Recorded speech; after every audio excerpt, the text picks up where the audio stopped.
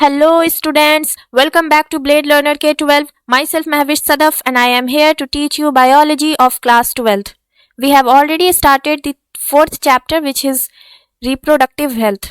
And in the last lecture we had discussed about family planning program, RCH program and population explosion and about contraceptive methods.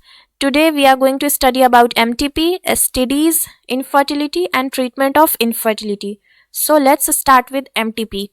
MTP का full form है medical termination of pregnancy, जिसे कि abortion कहा जाता है. ठीक है, India में एमटीपी को लीगलाइज किया गया 1971 में. क्यों लीगलाइज किया गया इसे हम आगे जानेंगे. और एमटीपी को अलाउ कब तक किया गया, फर्स्ट 5 मंथ्स तक. ठीक है, ये नहीं कि किसी का कभी भी मन किया अबॉर्शन कराने का तो हो जाएगा, ऐसा नहीं है. फर्स्ट 5 मंथ तक ही अलाउ किया गया एमटीपी को. ठीक है, यानी 20 वीक्स तक. First 5 month is 20 weeks. लेकिन सेफ एमटीपी कब कहाँ तक मानी जाती है, सेफेस्ट एमटीपी फर्स्ट ट्राइमेस्टर तक. ठीक है, ट्राई मीन्स 3, मेस्टर इज मंथ, तो 3 मंथ यानी 12 वीक्स तक एमटीपी को सेफ मानी जाती है. ठीक है, इसके अलावा क्या है कि 2017 में एक एक्ट आया था, medical termination of pregnancy amendment act. New NCERT में ये लिखा हुआ है. इस एक्ट में ये कहा गया था कि अगर प्रेगनेंसी जो है वो विद इन 12 वीक्स की है. ठीक है, विद इन 12 वीक्स, और इस टाइम पर अगर कोई फीमेल जो है वो एमटीपी कराना चाहती है यानी कि अबॉर्शन करवाना चाहती है, तो उसे एक रजिस्टर्ड मेडिकल प्रैक्टिशनर का ओपिनियन लेना पड़ेगा. 1 रजिस्टर्ड मेडिकल प्रैक्टिशनर. ठीक है, जिसमें वो ये लिखेंगे कि अभी एमटीपी की क्यों ज़रूरत है. ठीक है, लेकिन अगर प्रेगनेंसी जो है वो 12 वीक्स से ज़्यादा की है, मोर देन 12 वीक्स, ठीक है, तो उस टाइम पर जो है 2 रजिस्टर्ड मेडिकल प्रैक्टिशनर का ओपिनियन चाहिए होगा. ठीक है, जिसमें वो ये लिखेंगे कि क्यों जो है एमटीपी ज़रूरी है. एमटीपी जो है उसे लीगलाइज करना पड़ा. ठीक है, यानी कि ये इलीगल है, तो जब ये इलीगल है तो फिर इसे लीगलाइज क्यों किया गया, तो इसका रीज़न ये है कि अगर प्रेगनेंसी को अगर कंटिन्यू किया गया और उससे अगर मदर और जो बेबी होने वाला है दोनों की जान को अगर रिस्क है, तब एमटीपी को अलाउ कर दिया जाता है. ठीक है, इसके अलावा अगर ऐसा देखा जाता है कि जो बच्चा पैदा होने वाला है, ठीक है, वो बहुत सारे एबनॉर्मेलिटीज़ के साथ पैदा हो रहा है. ठीक है, फिजिकली हैंडीकैप्ड है अगर, तो ऐसे बच्चे जो होते हैं उनकी केयरिंग करना थोड़ी डिफ़िकल्ट हो जाती है. ठीक है, तो उस केसेस में एमटीपी को लीगलाइज कर दिया जाता है. ठीक है, मतलब एमटीपी को अलाउ कर दिया जाता है उस केस में. ठीक है, एमटीपीज़ के रीज़न देखिए क्या क्या हैं. Casual unprotected intercourse, failure of contraceptive use, जो भी कॉन्ट्रासेप्टिव डिवाइस यूज़ किए गए थे वो फेल कर गए. ठीक है, रेप के केसेस, और अगर प्रेगनेंसी अगर कंटिन्यू की गई तो मदर की जान को रिस्क हो सकती है. ठीक है, और कॉन्जेनाइटली मालफॉर्म चाइल्ड. ठीक है, यानी हैंडीकैप चाइल्ड के बारे में बोल रहे हैं. तो इन सारे केसेस के लिए एमटीपी को अलाउ की गई थी. ठीक है, लेकिन एक कॉमन मिसयूज़ भी है एमटीपी का. वो कौन सा है, फीमेल फीटिसाइड. Female foeticide. ठीक है, ये फीमेल फीटिसाइड एमटीपी को लीगलाइज करने से पहले भी होता था. ठीक है, लेकिन लीगलाइज करने के बाद भी होने लगा. उसमें क्या कहते थे कि अल्ट्रासाउंड से सेक्स पता किया जा सकता है कि जो कि मदर के यूट्रस में बेटा होने वाला है या बेटी होने वाली है. ठीक है, तो पहले क्या होता था, इवन आज भी जो आउटडेटेड एरियाज़ हैं, ठीक है, वहाँ पर क्या होता है कि अगर पता चल जाता है कि बेटी होने वाली है तो फिर उसको उसके बर्थ से पहले ही उसको मार दिया जाता है. ठीक है, that is known as foeticide, यानी फीमेल फिटिसाइड. ठीक है, तो ये एक मिसयूज़ है एमटीपी का. वैसे बहुत जगह इसे बैन कर दिया गया अल्ट्रासाउंड में सेक्स को बताना. ठीक है,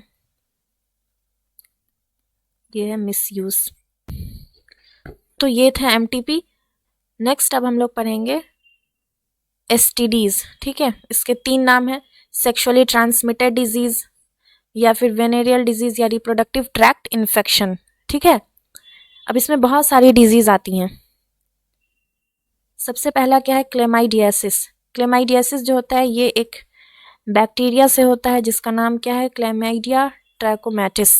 ठीक है, इन सब को आपको डिटेल में पढ़ने की ज़रूरत नहीं है, बस इन सारे डिजीज़ के नाम दिए हुए हैं एनसीईआरटी में, इसलिए मैंने इसके कॉजेटिव एजेंट लिख दिए. ठीक है, नेक्स्ट है जैसे गोनोरिया, ये भी एक बैक्टीरिया से होता है, निसेरिया गोनोरिया.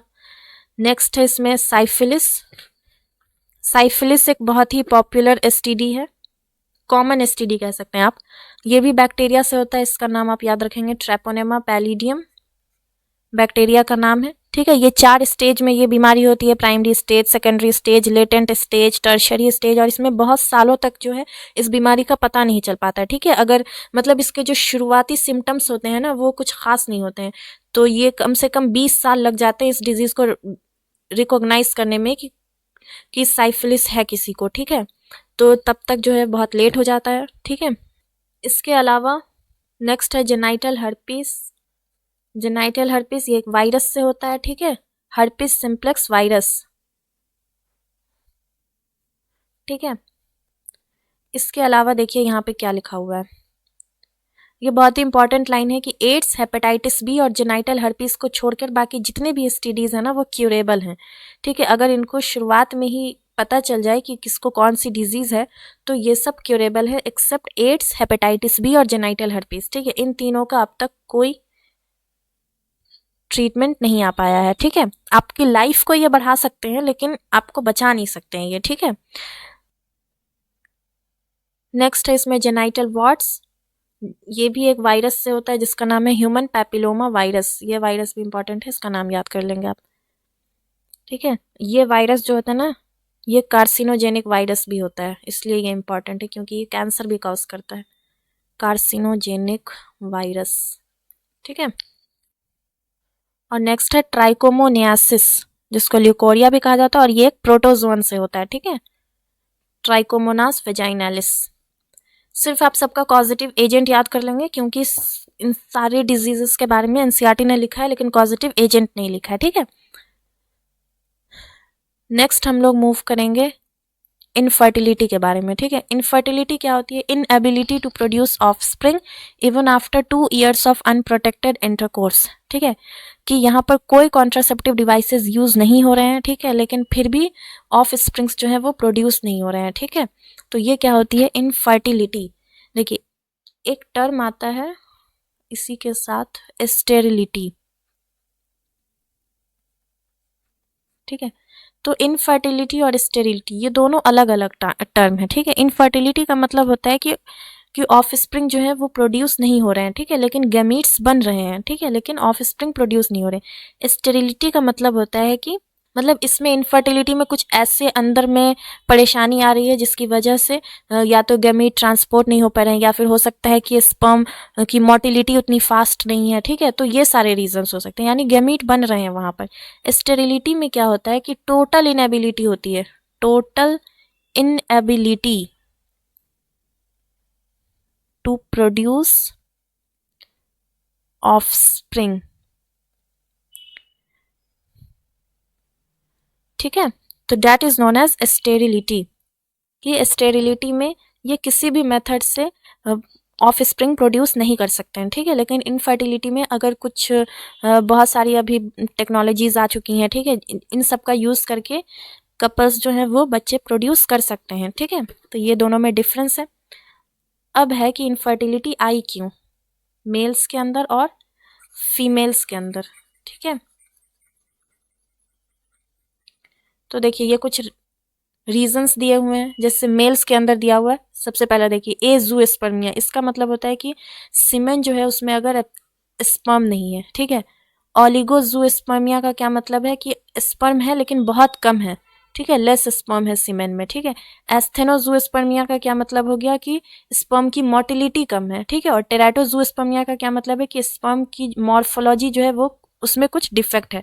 जैसे मैंने आप लोगों को बताया था ना कि नॉर्मल फर्टिलिटी के लिए 60% स्पर्म जो है उनका शेप और साइज बिल्कुल नॉर्मल होना चाहिए, नॉर्मल शेप और साइज के होने चाहिए। तो यही क्या है, मॉर्फोलॉजी के बारे में है ना। तो मॉर्फोलॉजी में कुछ डिफेक्ट है। फीमेल्स में क्या रीज़न आ सकता है? Mental stress, disturb menstrual cycle, gonadotropism की डेफिशिएंसी यानी FSH और LH की डेफिशिएंसी। इसके अलावा अगर फेलोपियन ट्यूब ही ब्लॉक है, ठीक है, उसके बाद अल्कोहल वगैरह का जो फीमेल यूज़ करती हैं उनमें ऐसे केसेस आ सकते हैं। STDs हो, किसी मेडिसिन का साइड इफेक्ट हो, ठीक है, यूट्रस में कुछ डिफेक्ट हो, ठीक है। तो ये सारे रीजंस हो सकते हैं इनफर्टिलिटी। ये हो सकता है ओव्यूलेशन हो रहा है तो फर्टिलाइजेशन ना हो पाए, फर्टिलाइजेशन हो रहा है इम्प्लांटेशन ना हो पाए, ठीक है। तो ये सारे केसेस है इनफर्टिलिटी। इसमें आप क्या देख रहे हैं कि गैमीट का एटलीस्ट फॉर्मेशन हो रहा है, ठीक है। तो इसमें अगर प्रॉपर ट्रीटमेंट करवाई जाए तो यहाँ पर बच्चे प्रोड्यूस हो सकते हैं, ठीक है। स्टेरिलिटी के केसेस में ऐसे नहीं है। तो नेक्स्ट अब हम लोग चलते हैं ट्रीटमेंट ऑफ इनफर्टिलिटी। सबसे पहला क्या है इसमें GIFT यानी कि गैमीट इंट्राफेलोपियन ट्रांसफर। इसको आप लोग बहुत ध्यान से पढ़ेंगे, ठीक है। जैसे जैसे इसका नाम है वैसे वैसे इसे समझिए। देखिए गैमीट इंट्राफेलोपियन ट्रांसफर, इसका क्या मतलब है कि फेलोपियन ट्यूब के अंदर गैमीट का ट्रांसफर होगा, ठीक है। ये फेलोपियन ट्यूब है ना, इसमें गैमीट का ट्रांसफर होगा। तो हो क्या रहा है, और हमें पता है कि फेलोपियन ट्यूब में ही फर्टिलाइजेशन होता है, ठीक है। तो मान लीजिए कि जो फीमेल जो है उसमें एग प्रोड्यूस नहीं हो रहा है, ठीक है। एग नहीं बन रहे हैं, ठीक है। नॉट फॉर्मिंग एग अगर नहीं बन रहे हैं तो क्या होगा, किसी डोनर से हमें मतलब ऐसी फीमेल को ढूंढना पड़ेगा जो अपना एग डोनेट करे, ठीक है। तो किसी डोनर फीमेल से हम यहाँ पर क्या करेंगे, गैमीट को फेलोपियन ट्यूब में ट्रांसफर करेंगे, ठीक है। तो यहाँ पर अब स्पर्म आएगा और फर्टिलाइजेशन हो जाएगा। तो इस फर्टिलाइजेशन कैसा हुआ, इन वीवो, यानी बॉडी के अंदर फर्टिलाइजेशन हुआ है ना, फेलोपियन ट्यूब के अंदर। तो इस तरह की फर्टिलाइजेशन को कहते हैं इन वीवो फर्टिलाइजेशन, ठीक है, यानी इनसाइड द बॉडी। तो आप समझ गए क्यों गैमीट को ट्रांसफर करना पड़ रहा है, क्योंकि अगर फीमेल में एग प्रोड्यूस नहीं हो रहे हैं तो हम किसी डोनर फीमेल से यहाँ पर एग को ट्रांसपोर्ट कर देंगे फीमेल के फेलोपियन ट्यूब में, ठीक है। तो ये हो गया GIF। नेक्स्ट अब हम लोग पढ़ेंगे ICSI यानी इंट्रासाइटोप्लाज्मिक स्पर्म इंजेक्शन, ठीक है। यानी कि हम साइटोप्लाज्म के अंदर स्पर्म को इंजेक्ट करने वाले हैं, ठीक है। किसके साइटोप्लाज्म में, यानी एग के साइटोप्लाज्म में हम लोग डायरेक्ट स्पर्म को इंजेक्ट कर देंगे, ठीक है। इंट्रासाइटोप्लाज्मिक स्पर्म इंजेक्शन, स्पर्म को इंजेक्ट करने वाले हैं हम लोग, ठीक है। तो इसमें क्या किया जाता है कि जैसे ये एग है तो यहाँ पर बिल्कुल माइक्रोस्कोप के हेल्प से हम लोग यहाँ पर स्पर्म को एंटर करवा देते हैं, ठीक है। ये है एग और ये हमने क्या अंदर में एंटर करवा दिया, स्पर्म को, ठीक है। तो फर्टिलाइजेशन हो जाएगी। तो अब देखिए ये चीज़ कहाँ पर हो सकती है, लैब में हो सकती है, ठीक है। तो यहाँ पर जो फर्टिलाइजेशन होगा वो आउटसाइड द फीमेल बॉडी होगा। तो ये क्या हो जाएगा, इन विट्रो फर्टिलाइजेशन। क्या हो जाएगा ये, इन विट्रो फर्टिलाइजेशन। आपको ये भी याद रखना है साथ में कि कहाँ इन वीवो फर्टिलाइजेशन हो रहा है और कहाँ इन विट्रो फर्टिलाइजेशन हो रहा है, ठीक है। ध्यान से पढ़ेंगे तो आपको कुछ भी याद करने की जरूरत नहीं है, ठीक है। स्पर्म को इंजेक्ट करना है तो स्पर्म हम इंजेक्ट करेंगे एग के अंदर, ठीक है।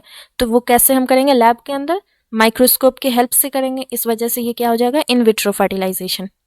नेक्स्ट अब हम लोग पढ़ेंगे आर्टिफिशियल इंसेमिनेशन, ठीक है। आर्टिफिशियल इंसेमिनेशन का मतलब क्या हो गया, देखिए यहाँ पर सबसे पहले तो नाम से ही आपको लग रहा होगा आर्टिफिशियल है, यानी कि हमने जो सीमेन को स्टोर करके रखा है उससे अब हम लोग इंजेक्ट करने वाले हैं, ठीक है, फीमेल की बॉडी में ट्रांसफर करने वाले हैं। तो ये कब होगा, अगर मेल जो है वो इम्पोर्टेंट है, ठीक है, यानी कि उसमें कम स्पर्म का फॉर्मेशन हो रहा है, ठीक है। तब हम लोग यहाँ पर क्या करेंगे, इसे उसमें डायरेक्ट जो सीमेन स्टोर करके हमने रखा है उस सीमेन को फीमेल की बॉडी में ट्रांसफ़र कर देंगे, ठीक है। तो जनरली ये कहाँ ट्रांसफ़र किया जाता है, वजाइना में, फीमेल की बॉडी में वजाइना में ट्रांसफ़र किया जाता है, ठीक है। लेकिन इसी में क्या आता है कि अगर हमने इस सीमेन को यूट्रस के अंदर ट्रांसफ़र कर दिया तो इसे क्या कहेंगे, इंट्रा यूटेराइन इंसेमिनेशन, ठीक है। आर्टिफिशियल इंसेमिनेशन और इंट्रायूटेराइन इंसेमिनेशन दोनों आप समझ गए, दोनों एक ही चीज़ है, ठीक है। आर्टिफिशियल में मतलब उसमें ये क्लैरिफाई नहीं किया है कि कहाँ इंजेक्ट करना है, ठीक है, सीमेन को कहाँ डालना है, ठीक है। लेकिन अगर हम उसे यूट्रस में डाल रहे हैं तो क्या कह देंगे उसे, इंट्रायूटेराइन इंसेमिनेशन। नेक्स्ट आता है टेस्ट ट्यूब बेबी प्रोग्राम।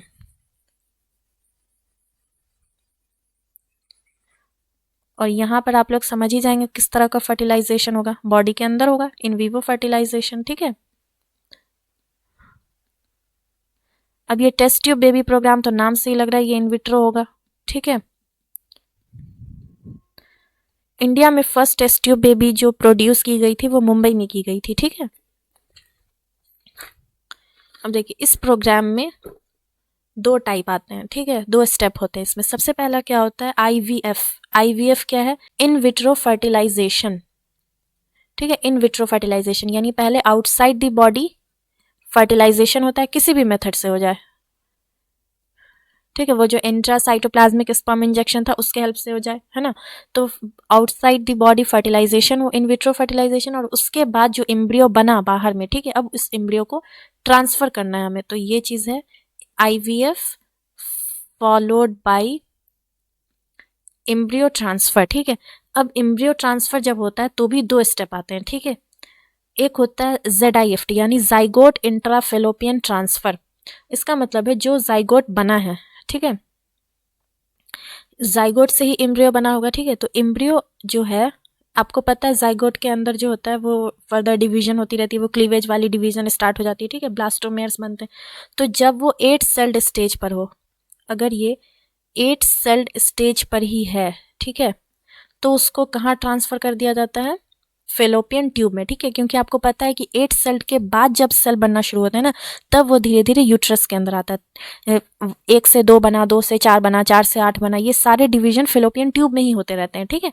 इसीलिए 8 सेल्ड स्टेज तक ही अगर वो एम्ब्रियो है तो हम उसे कहाँ ट्रांसफर कर देंगे, फेलोपियन ट्यूब में ट्रांसफर कर देंगे, ठीक है। लेकिन अगर 8 सेल्ड स्टेज से ज़्यादा है, ठीक है, जैसे अगर 16 सेल्ड स्टेज का अगर हमारा एम्ब्रियो है तो उसे हमें कहाँ ट्रांसफर करना पड़ेगा, यूट्रस के अंदर ट्रांसफर करना पड़ेगा, ठीक है। इसलिए उसको क्या लिखा गया है, इंट्रा यूटेराइन ट्रांसफर, यानी यूट्रस के अंदर डायरेक्ट ट्रांसफर हुआ, ठीक है। तो आप समझ गए टेस्ट ट्यूब बेबी प्रोग्राम, पहले इन विट्रो फर्टिलाइजेशन हुआ और उसके बाद हम जो एम्ब्रियो बना है उसको हमें ट्रांसफर करना है, या तो वो फेलोपियन ट्यूब में होगा या फिर यूट्रस के अंदर होगा। अगर फेलोपियन ट्यूब में होगा तो उसको कह देंगे जाइगोट इंट्रा फेलोपियन ट्रांसफर, और अगर यूट्रस के अंदर हुआ है तो उसे कह देंगे इंट्रा यूटेराइन ट्रांसफर, ठीक है। सारे टर्म्स क्लियर हो गए। तो यहीं पर हमारा ये चैप्टर भी ख़त्म हो जाता है, ठीक है। आई होप कि आप लोगों को सब कुछ समझ में आ गया होगा। तो फिर मिलते हैं नेक्स्ट वीडियो में, तब तक के लिए stay tuned. Thank you, bye bye.